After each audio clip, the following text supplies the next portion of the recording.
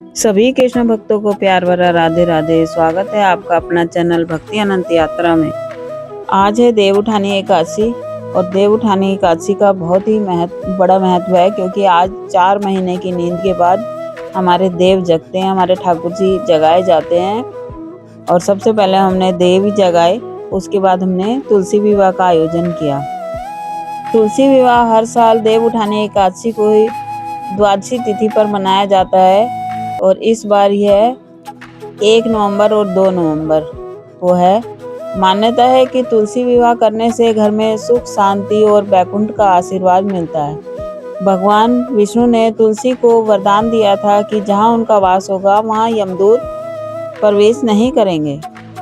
यह भगवान विष्णु और देवी लक्ष्मी के मिलन का प्रतीक माना जाता है।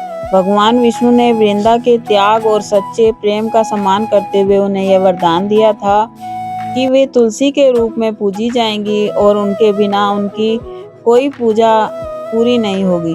अपनी प्रतिज्ञा निभाने के लिए उन्होंने शालिग्राम के रूप में तुलसी से विवाह करने का संकल्प लिया। तुलसी विवाह करने के लिए सबसे पहले सुबह स्नान करके व्रत का संकल्प लें। शाम को तुलसी के पौधे के पास रंगोली बनाएं, गन्ने या केले के पत्तों से मंडप सजाएं और एक कलश की स्थापना करें। फिर शालिग्राम जी को चौकी पर स्थापित करें। तुलसी जी को सुंदर सुंदर वस्त्र पहनाकर अन्य श्रृंगार सामग्री अर्पित करें। इसके बाद धूप दीप जलाकर शालिग्राम जी के साथ तुलसी जी की परिक्रमा करें और आरती करें और भोग लगाएं। कोई भी मांगलिक कार्य हो और भजन कीर्तन या गीत उत्सव ना हो तो फिर मांगलिक कार्य काहे का। तो हमने उसके बाद भजन कीर्तन ये सब आदि किया और उसके बाद प्रसाद बांटा सबको। तो इस तरह से हमने यह विवाह संपन्न किया। और इस विवाह को लेकर एक कथा भी प्रचलित है। जालंधर नाम का एक शक्तिशाली दैत्य जो भगवान शिव के तेज से समुद्र में जन्मा था। उनकी पत्नी का नाम वृंदा, जो अत्यंत पतिव्रता थी, लेकिन जालंधर अपनी शक्ति और अहंकार में चूर होकर देवी लक्ष्मी को पाने की इच्छा से युद्ध करने लगा। लेकिन समुद्र से उत्पन्न होने के कारण लक्ष्मी जी ने उसे अपना भाई मान लिया था। फिर जालंधर हार कर देवी पार्वती को पाने के लिए कैलाश पर्वत पर जा पहुंचा।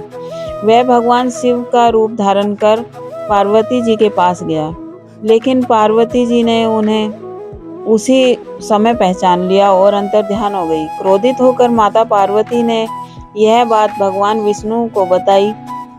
उधर जालंधर को कोई भी पराजित नहीं कर पा रहा था, क्योंकि उनकी पत्नी वृंदा के पतिव्रता धर्म की शक्ति से वह अजय बन गए थे। ऐसे में भगवान विष्णु ने ऋषि का रूप धारण किया और वे वृंदा के पास गए।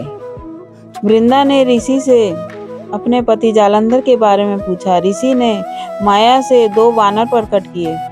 एक के हाथ में जालंधर का सिर और दूसरे के हाथ में धड़ था। यह देखकर वृंदा मूर्छित हो गई। होश में आने पर उन्होंने ऋषि से अपने पति को जीवित करने की प्रार्थना की।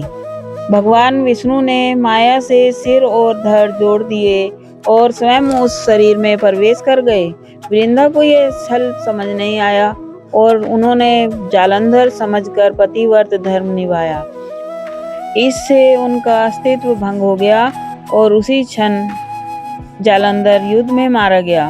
जब वृंदा को इस छल का पता चला तो उन्होंने भगवान विष्णु को पत्थर बनने का श्राप दे दिया। भगवान ने इसे स्वीकार कर शालिग्राम का रूप ले लिया, लेकिन ऐसा करते ही ब्रह्मांड में असंतुलन फैल गया। यह सब देख देवी देवताओं ने वृंदा से प्रार्थना की कि वह भगवान को श्राप मुक्त कर दे। वृंदा ने भगवान विष्णु को श्राप मुक्त कर दिया, लेकिन खुद आत्मदाह कर लिया। जहाँ वह वशम हुई थी वहाँ तुलसी का पौधा उगाया। वृंदा के अस्तित्व और समर्पण से प्रभावित होकर भगवान विष्णु ने उन्हें एक अनुपम स्थान दिया। उन्होंने कहा, तुम्हारा प्रेम और तप मुझे लक्ष्मी से भी अधिक प्रिय है। अब तुम तुलसी के रूप में सदा मेरे साथ रहोगी। यही वह क्षण था जब वृंदा तुलसी बनकर दिव्यता का प्रतीक बन गई और बिना तुलसी के भगवान विष्णु को भोग नहीं लगता है। तुलसी विवाह पौराणिक काल से चली आ रही परंपरा है। कहा जाता है यह परंपरा त्रेता युग से भगवान श्री राम के समय से शुरू हुई, लेकिन धार्मिक रूप से कार्तिक मास में ही यह सबसे शुभ मानी गई है। तो अब लेते हैं आपसे विदा और मिलते हैं अगली वीडियो में। वीडियो अच्छी लगे तो लाइक करें, सब्सक्राइब करें, शेयर करें, कमेंट करें। राधे राधे।